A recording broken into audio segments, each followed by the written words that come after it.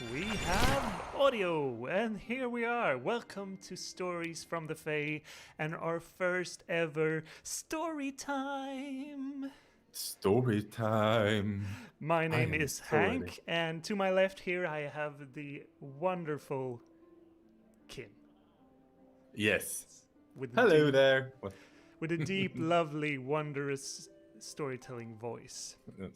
So, do Storytelling you want voice. to We'll see tell? about that. Do you want to tell them what we're doing today and what we're actually I trying can, out? I can give them a tiny summary of what's going on. So, what we are going to do today is tell stories from the Fae. We will be telling different stories in the upcoming streams that will come later on.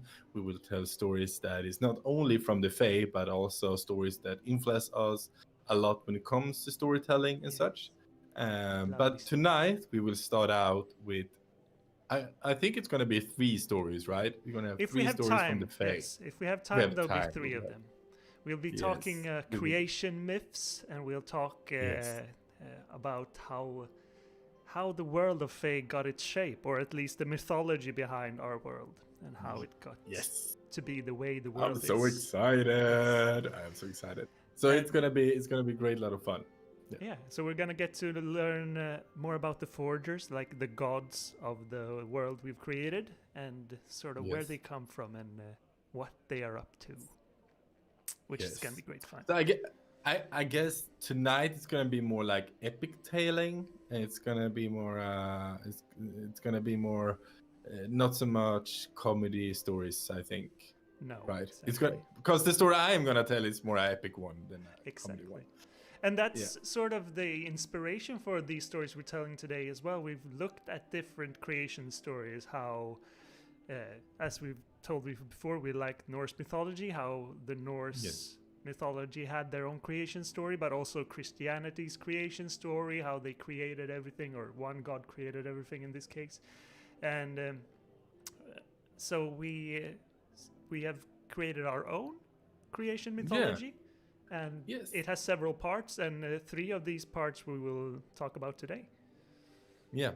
And we could also tell that we usually tell stories live. Well, this is live as well, but this is not live. This is Corona live. This is Corona live. We usually tell stories to a public because that is what we love. We love standing up in front of a public and tell stories and move people and excite people and make people just kind of dream into this world, the world of Fae. We usually there is something called the Medieval Week here in Sweden. It's once a year for a week, obviously Medieval Week. And we usually sit under a chestnut tree and tell these stories with an open flame, and there's a lot of people. There's a lot of people around us sitting on woolen cloaks with their lanterns and their mead, and they're just it's so lovely.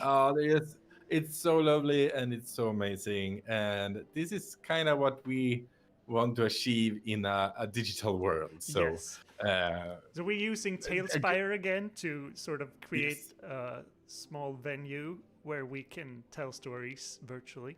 And we're trying it out for the first time. We are so used to actually have our audience there and to be able to quip back and forth and see your reactions.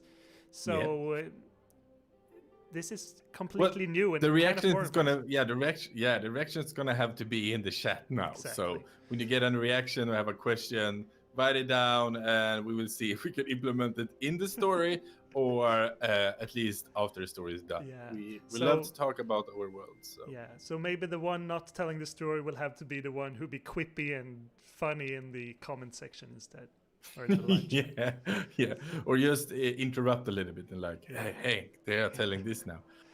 So we will see about that. But the idea is that you're gonna have a cozy time listening to stories. And one way is just to look at our screen. We hopefully make some kind of nice atmosphere soon when Hank introduces where we are. But otherwise, you can always put on a fire place on your TV or anything to get Yeah. that Didn't you have mystical a sound. nice little link to put in the comment section right now so they can like What? open up a side tab and have a little open flame and look at that and just Yes, listen to our that storytelling? is the plan. It will happen. It will Yeah. happen. They will have it soon. Yes. So heads up in So the chat to see a link to just a cozy fireplace video we found online and put it up. where we find out on YouTube. But don't You can tab Google us it. down But because you want to hear the story as well.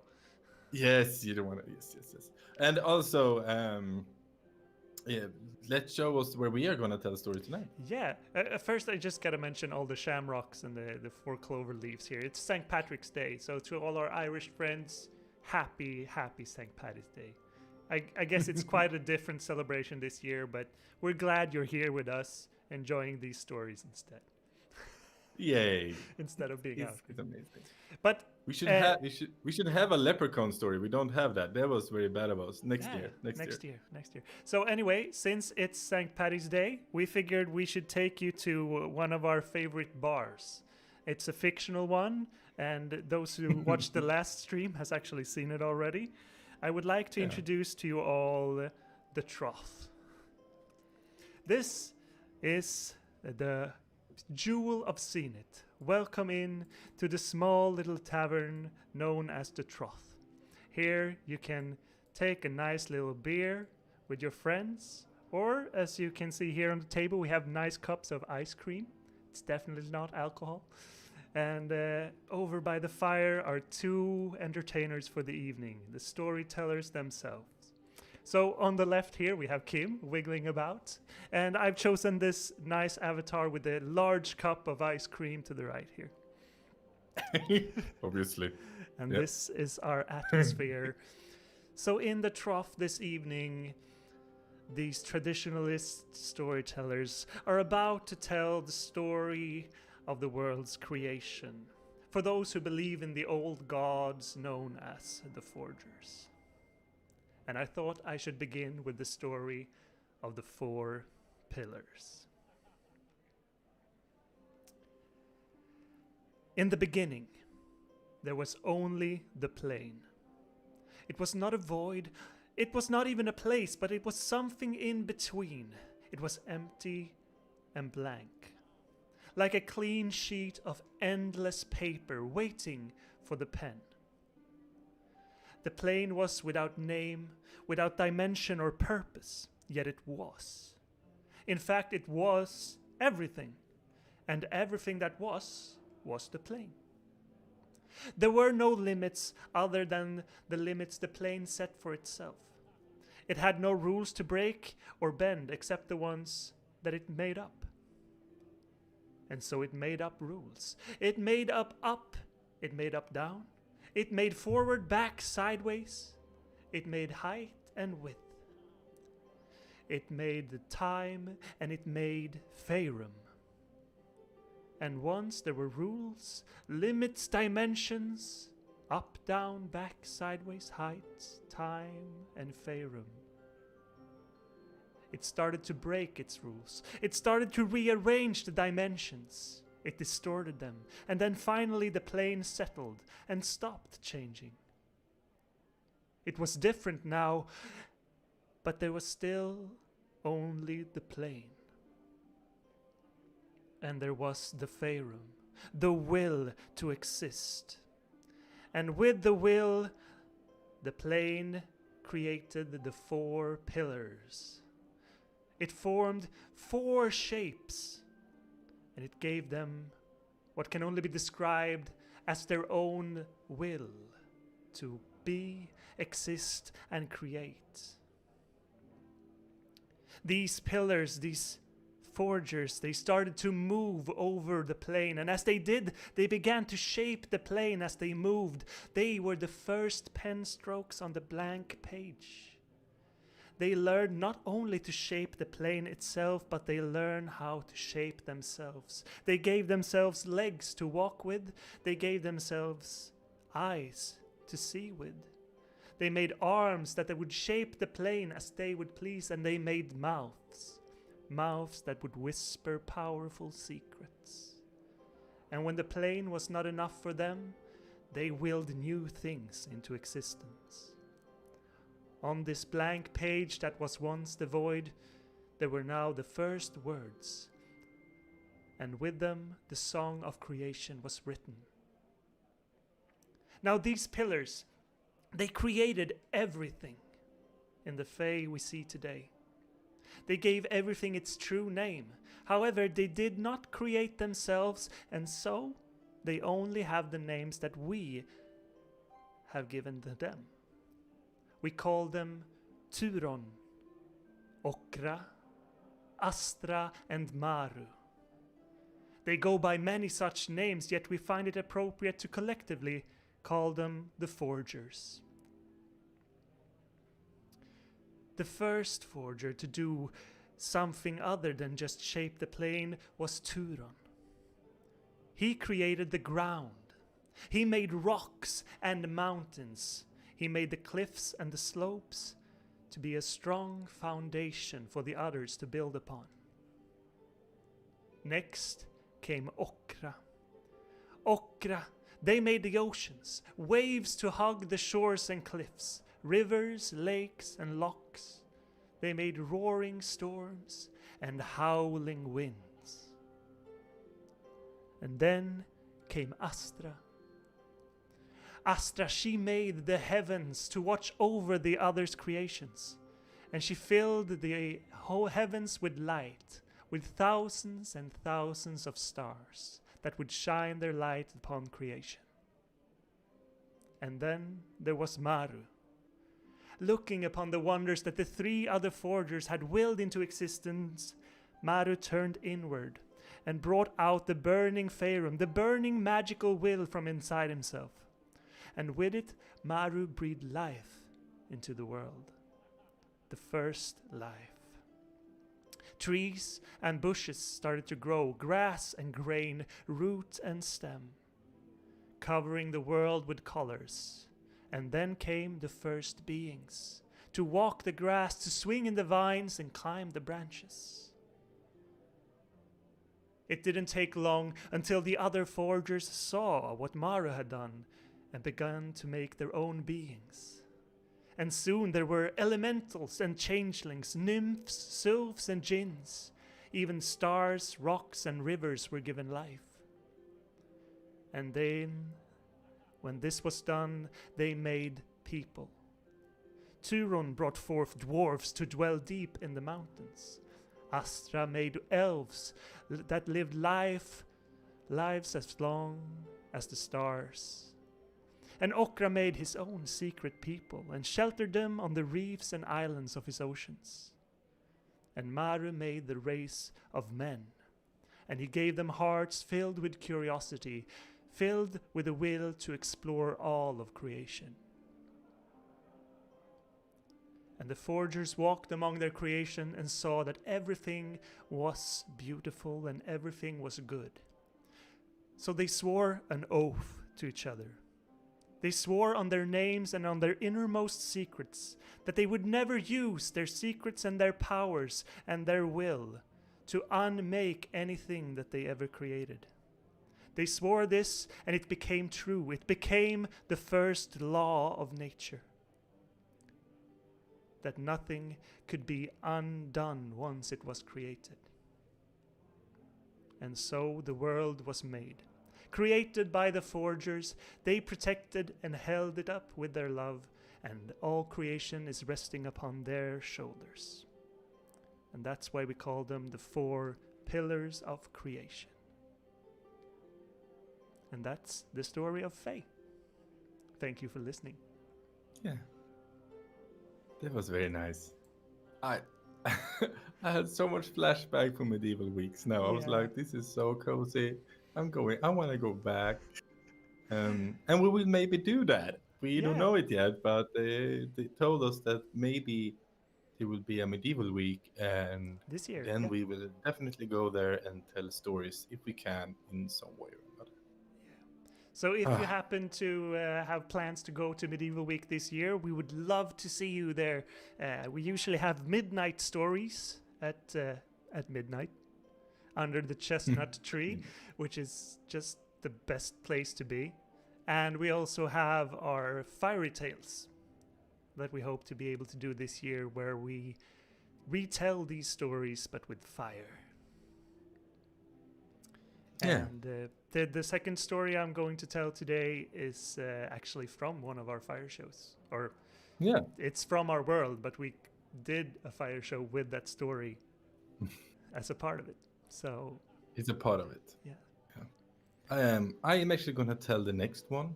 Yeah. And it's going to be about creation as well, because that's the theme for tonight. It's about the creation of our world and creation of things. And this story is called Three Mountains. So it's going to be that story. I will dive right into it, and let's begin. Yeah. Yeah. First, there was only the plain, and so it was until the four pillars were willed into existence through the FAE room. They were forgers. Told them about them before. They were Turon, Astra, Okra, and Maru. They shaped the world. They filled their world with many wonderful things, gave them life and names and purpose. Maru made the first beings and the plants that gave them nourishment. Okra made the water and ice to mirror and reflect, but also wind and mist. And Turon created the mountains, the ground, the rock, the earth for the others to rest upon. His creation stretched far across nothingness and became a foundation upon which the forgers came to place their works. All except Astra. Astra had made the sky, and upon the heaven she made the stars and set them to dance and chase across the sky. They were the light of the world. Some moved quickly, trailing white tails of starlight behind them. Others moved more slowly, changing over time, dancing slow dances that would span seasons or years. And some moved so slowly, so discreetly, that the mortals would swear they were completely still. Yet they danced. A slow and secret dance, spelling out ancient hidden truth on the black canvases.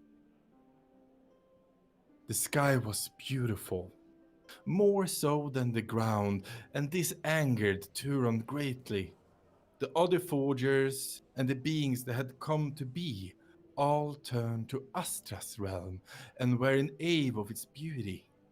But Turon, who has never been known for his calm demeanor, raged.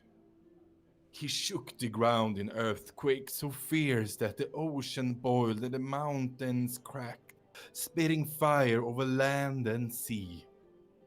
Turon was not going to let Astra steal away the glory from his own grand creations. His first plan was a simple one.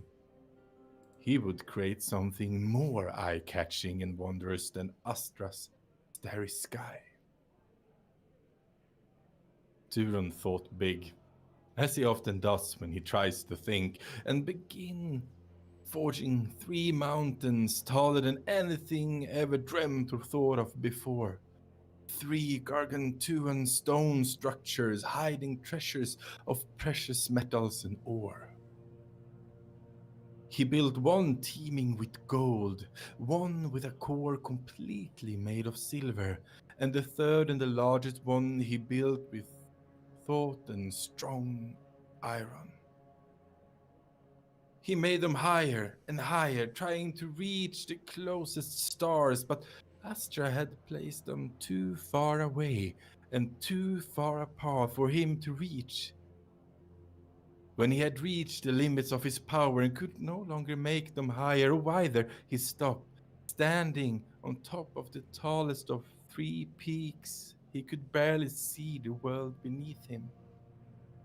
Yet, the stars were still out of reach, and while the peaks were impressive and awe-inspiring, the silhouettes only seemed to enhance the starry sky behind it.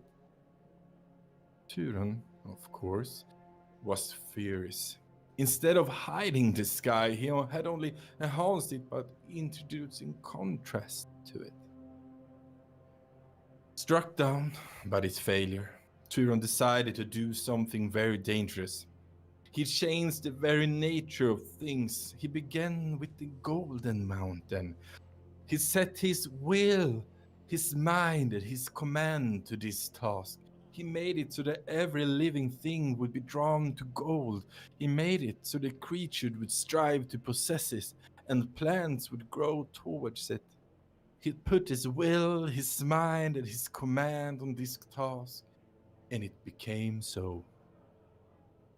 Trees started growing branches towards the Golden Mountain. Life began to thrive beneath its cliff. Turon looked around and he was pleased. Then he saw the ocean, the vast and rich domain of Okra, forger of the sea. Its lush life and its waves seems unaffected by the shimmering gold. Turon then turned to the second mountain, the one made of silver. He set his will, his spirit, and his command upon it, and made it so the sea and the waves always would flow towards it. He set his will and spirit and command upon this, and it became so. The waves all started crashing against the mountainside, and Turon was pleased. As he looked around a second time, he found that everything wanted to be near his creations, to be a part of it. Everything but the thing that dwells in the sky, the clouds, the winged beings, and the wind, and above all, the stars. So Turon turned to the third mountain, one made of iron, and he got to work. This time he needed to go big, and this was the mountain to do it. He thought. It was the largest object ever imagined. He set his strength and all of his will upon the mountain to make it so that all things would be drawn to it. Stars, beings, water, and wind. He set his will, his strength, and his command upon this, and it became so. Water fell from the sky, ran down the mountains, and made the rivers. Apples fell from trees, and roots dug deep into the earth. The wind howled, and the stars came crashing down from the heaven. First to fall were the biggest and brightest, the lights of the world. They plunged towards the cliffs, shattered and bore their way through the rocks and hid deep into the mountains, becoming crystals, gems, and diamonds. The realm was thrust back into darkness. Only then did Turon begin to realize his mistake. He tried to stop what he had begun, but what has been willed cannot be undone. He had changed the mountain, it will not change back. So Turon mustered all of his might, and he tried to break the mountain with his fist. He punched it so hard that it shattered. It broke with such force that its pieces flew across the plain. The bigger pieces made new mountains and mountain chains. Other landed in fields and on plains. Most fell into ocean, where they made islands or were grounded into sand. The smallest pieces shattered across all of creation, spreading the power of Turon's will thin. But it was still there, pulling things towards the ground should one forget to hold them. And since nothing can break Turon's will, so it will be until the end of things. The breaking of the mountain was enough to stop the starfalls, but he was too late. The damage was done, and the Lightbringers had already fallen. Left were only the smallest and most distant of Asta's jewels, and although there were many, their light was not enough to light up the world. The beings and the forgers were devastated, for they had lost a thing most beautiful, Maru went into a deep silence. Okra raged and spat, whipping the sea to a storm. Astra wept at the loss of her stars, but she was not angry.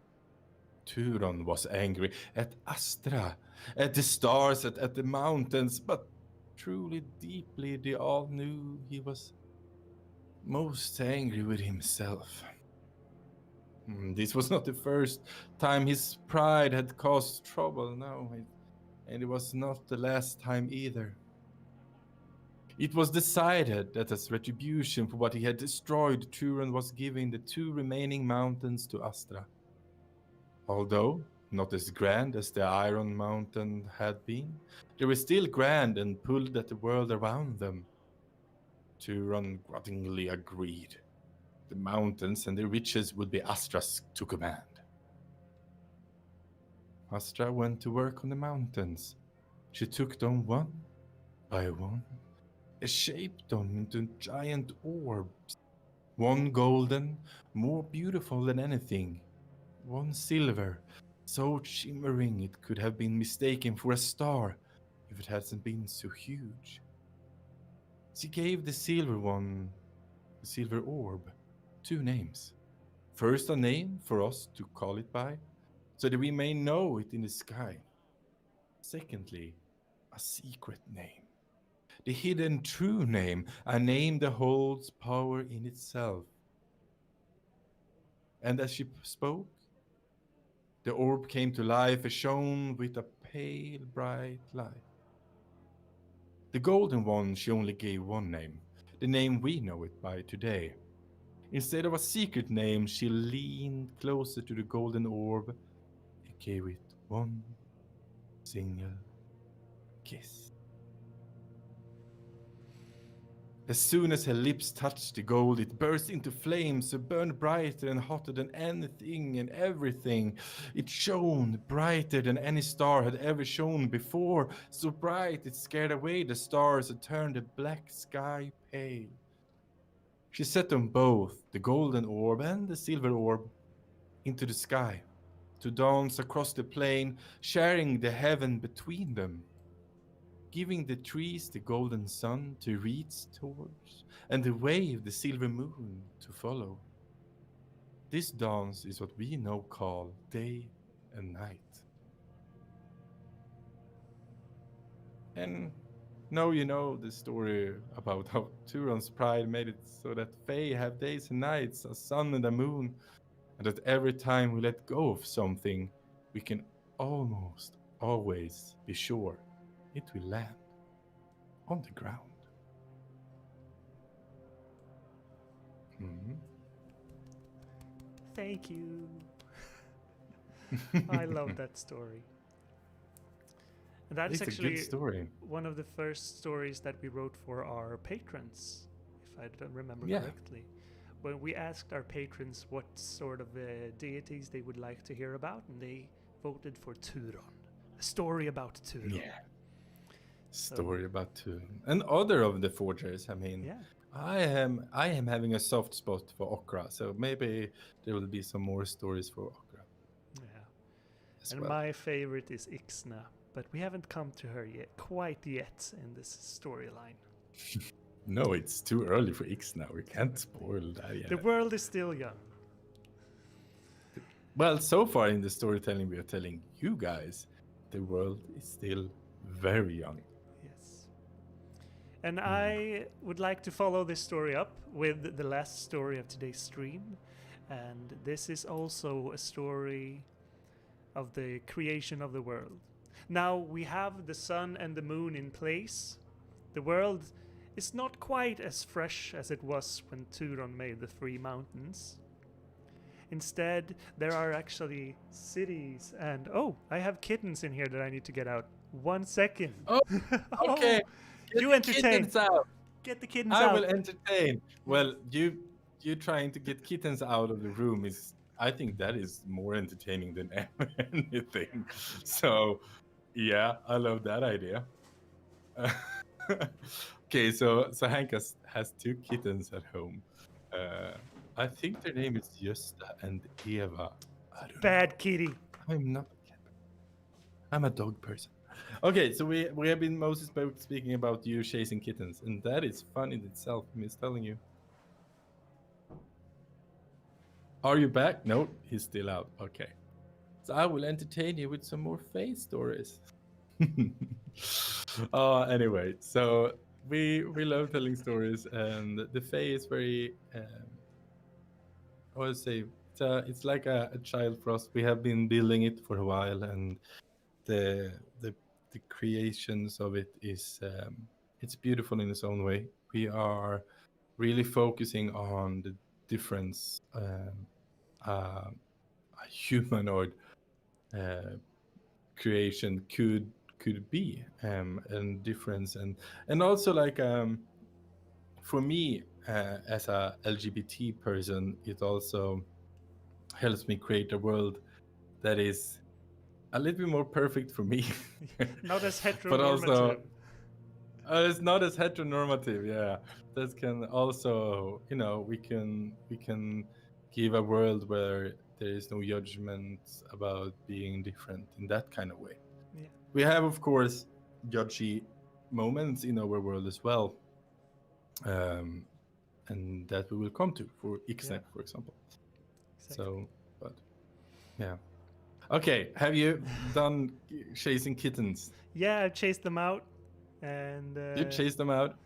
yeah, lost focus there for a second. So for those of you who don't know that much about my life, I live together with a nice sambo, and I'm in a domestic relationship with a person who loves animals, and she got rats. One of them now lives here in the office with me, and then she got cats, and they are very interested in getting into this office and saying hi to the rat. They want to be a part of the FAE. That's that. it. Sometimes they push the door open and sneak in when I'm not looking, as is the case now. However, we are about to tell the third story of the night. A story of the young world, but where the first races in the first cities and things. Well, I just get started to it. This is the story of the first dragon.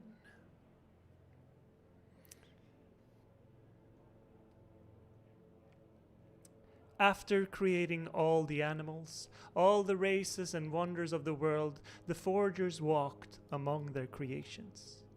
This was the time of wonders. After a long while, after the first cities were built, and after the sun and the moon had been set in the sky, Maru, the forger of life itself, looked upon all of the wonders, then looked inside himself, where the forger still carried one secret, a powerful and magnificent secret. But this was not the time, Maru thought, and so the forger retired from the world, walked far into the deepest of forest and found a quiet place and went to sleep. In his sleep, Maru dreamed of his most ambitious creation yet, a being more powerful than any other forger had ever created. In the dream, Maru began to forge this great being, great as a mountain, with scales of iron, and terrible as a storm with wings that could cover the sky. In the dream, the being came together piece by piece, until only its face remained unfinished. As Maru, in his dream state, began to work on the creature's face, as he began to imagine it, it became a horrendous being, a being of true power, its eyes burning with such secrets that the forger got shook awake. Waking up from his dream, Maru saw in front of him the being he had created. In his sleep, he had actually created the being and made it to be for real. The giant beast stood in front of its creator in all its glory. Well, all its glory except for a small part of its face. For Maru had left it unfinished as he woke too early. Well, Maru saw the creation and he was filled with fear. Understanding that this beast he had created could lay ruin to all of creation. Realizing that it had more power than he had intended. Realizing this, Maru tried to undo the creature. To undo what he had made and done. But the oath of the forgers bound him, and he could not unmake something that had been created.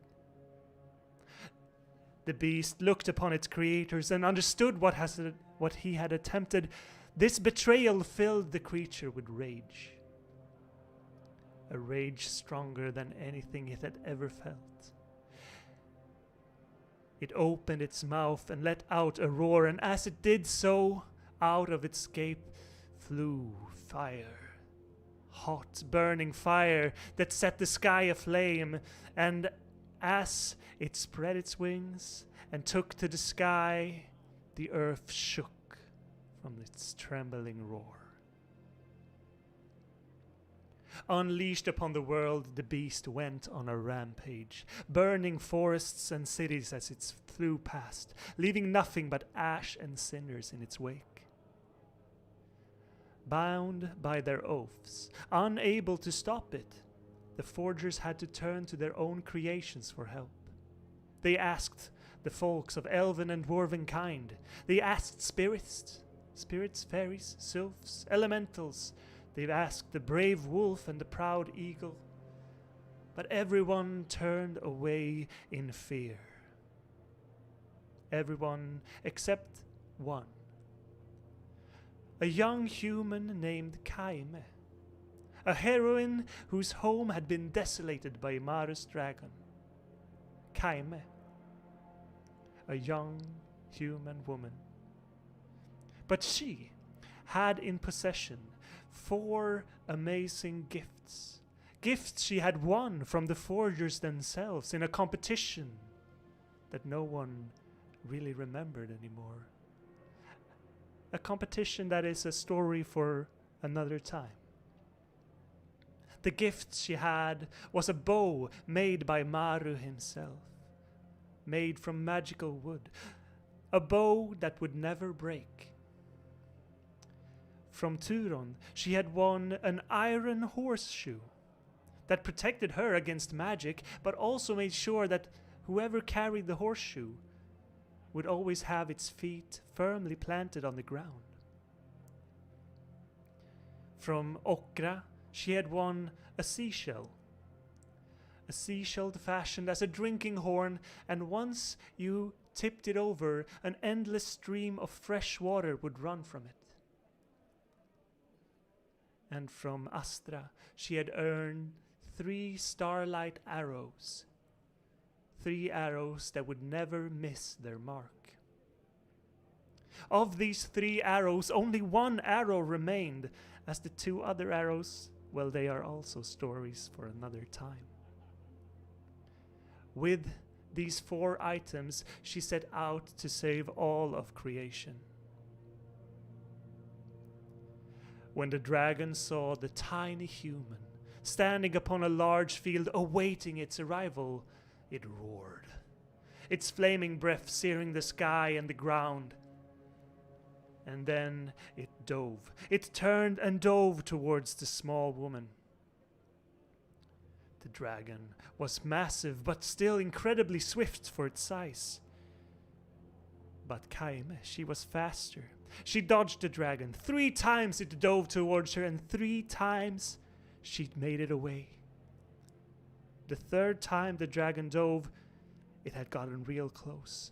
Kaime could feel her hairs on the back of her neck singed from the pure heat of the proximity of the dragon. But she was still alive. The wings had brought forth such power that she almost flew off the ground. But her magical horseshoe made sure her feet were firmly put. And so, when she turned around, saw the dragon reach for the sky, preparing for a fourth dive, she saw its face. Where the dragon had huge, massive, impenetrable iron scales covering its whole body, Maru had not finished making its face, and between its eyes it still had a pale spot where no scales were to be found. Astra raised her bow, took the arrow of starlight, aimed it and fired as the dragon were coming around for the fourth turn, and the arrow hit its mark. Instead of diving, the dragon crashed it right into the ground, making a huge crater. It was down, but it was not defeated. Before it could recover, before it could spread its wings again and take to the sky, Kaime ran up, climbed its neck, went to its huge throat, opened its mouth, and threw in the horseshoe. The dragon swallowed it, thinking it was something of little importance. But once it had swallowed the horseshoe, the magical horseshoe that made sure your feet were firmly put on the ground, it could no longer fly, it could no longer take off.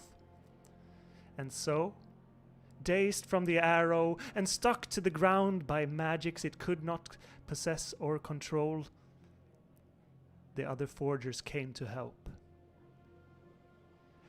Turon, he raised a large mountain around the creature, making sure it could never move or escape.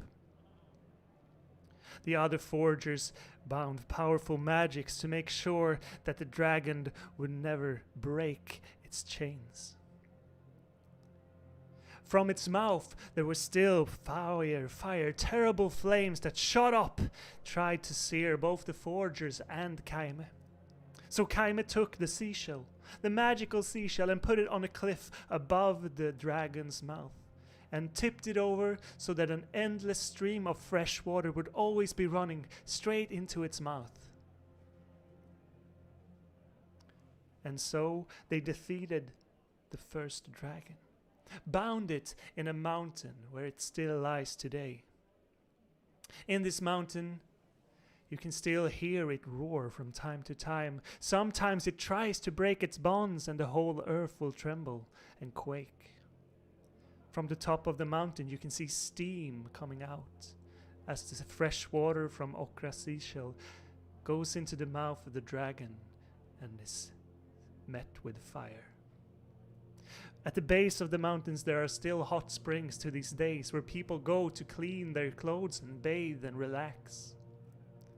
But every now and then, the mountain trembles, fire and ash shoots out from its top. Just to remind everyone the dangers of ambition. And that is the story of the first dragon, and how the first volcano and earthquake was made. Thank you for listening to this story from the FAE. Ah, so good. So good. And this story can be seen and experienced with fire if you come visit us at Medieval Week, where we do our show, or Fire Tales. Or if you are a patron later on, you can also get a the recorded version. We will record it when we do it next time. Exactly. So you can see it. And if that is kind of nice. Yeah, if you are a patron right now, you can actually head into the Patreon page now and see the Fire Valley show that we did for Cold Modern last year. Yes. It will become public as well, but patrons get a head start on some of our shows, and some are patron exclusive, like the ones we do at Medieval Week. Yeah. So, that is kind of sweet thing, and I want to talk first. I want to say thank you, Hank. It was an awesome telling of a story. Yes. And then I want to take the chance to actually promote a little bit. We are doing this. We are not really getting paid for it. So we are doing this because we want to tell stories. But one way to support us is, of course, become a patron. I don't know. There's the link on the YouTube channel. Anyway, it is patreon.com/FAE stories. And go in there, look at the different tiers that exist. There is something for everybody, and we would love to have you supporting us. It helps us to continue doing this and telling stories. If you really like the way we tell stories, please support us. We really need it. And of course, you can always subscribe to our YouTube channel as well, yes, and tell other people that you think might like stories or role playing or world building to come check us out and see if they like it. Yes. And also, these stories we have told tonight will hopefully, if we manage to do this correctly, yay, they will come up later on YouTube, our own YouTube channel, and you can check it out. You can listen to it again and again and again and again. And spread it to people do you think love hearing stories about a fantasy world that is, in my opinion, a little bit more all-inclusive experience. So do that from going to Patreon as well. Send us a message. Tell us that we are awesome. We need that as well. No, but tell us if you think it's good. Tell us if there is something as well with like sound or anything, so we can look that up until next time. Yeah, I guess this is next the first week time is, we've done a storytelling stream live online. Yes. In this way. Yes. So that's kind of nice. So next week we will do, I think, a building stream. Is that correct? And, maybe we'll work on the trough. Who knows? Yeah. Work on the trough. We have been inside now. It's a very cozy place. Yeah. In the world of FAE, it is actually not. Well, it may be cozy, but it's also very filthy. So. Yeah. Anyway. That's why it has a shortcut down to the sewers, because it's a very filthy place. It is a very filthy place. But we need those in the stories as well. Yeah. Tell us, shout out anything. If you want to know more about our world, feel free to write to us. We will love to answer, and we will. If you have if there is a character or a forger or anything, you're like, oh, I want to know more about this one. It seems like an interesting person.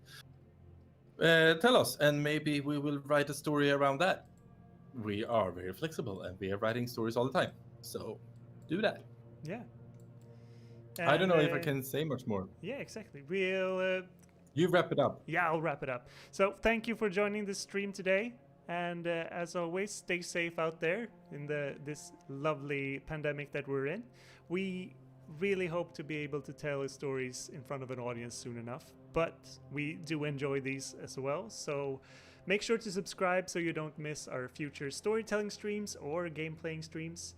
And I think in a few weeks we have one of our other favorite games for the King coming up. So if you want to see us go for that amazing unicorn helmet, make sure to tune in every Wednesday, 7 o'clock Central European time. So thank you for watching. Have a lovely evening and keep the magic and the fire alive.